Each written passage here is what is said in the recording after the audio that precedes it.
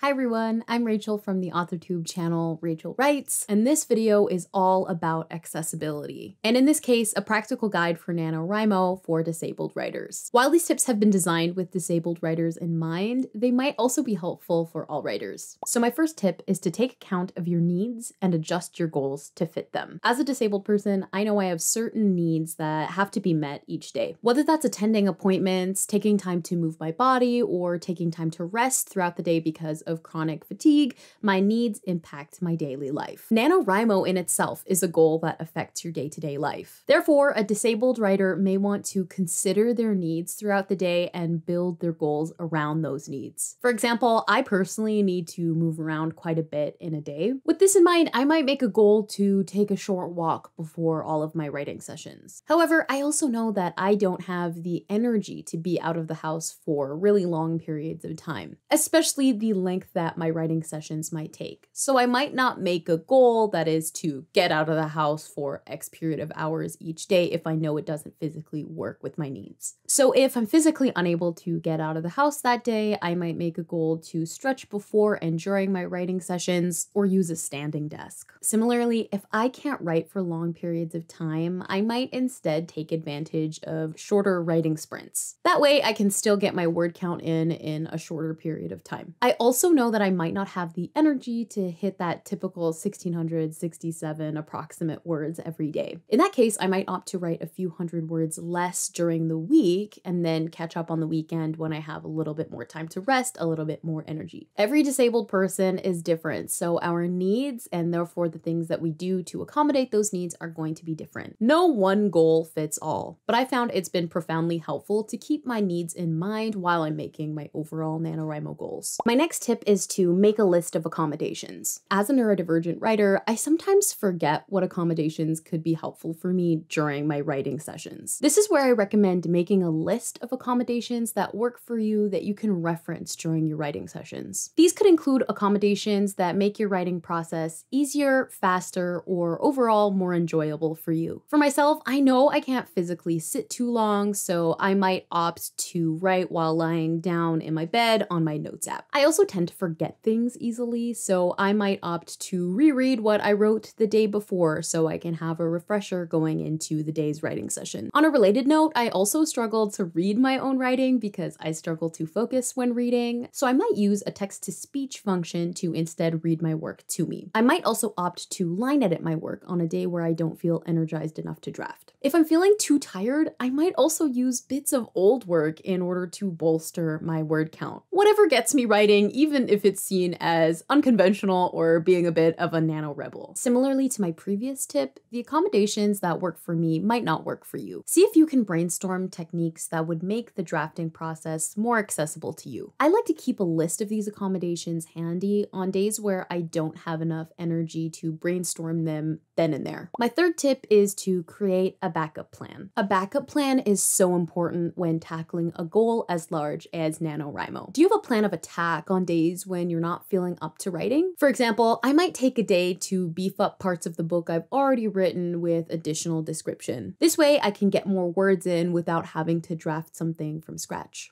I might also draft, but with the low pressure understanding that I'm just trying to get the bones of a scene out. Now that may look like just writing out the dialogue or knowing that the prose isn't going to be the most decorated. I might also make jot points of what I know needs to happen next. My fourth and final tip is to prioritize wellness. As a disabled writer, the most important thing you can do this month is take care of yourself. Sometimes that means not being able to make your goal for the day. That might also mean not being able to make your goal overall. That's totally okay. Writing will always be there for you if you have to stop where you are in the month or reduce your daily goal. Though NaNoWriMo officially spans 1 month, that doesn't mean you can't extend your goal further. The point of NaNoWriMo is to be writing, and however you're doing that is absolutely valid.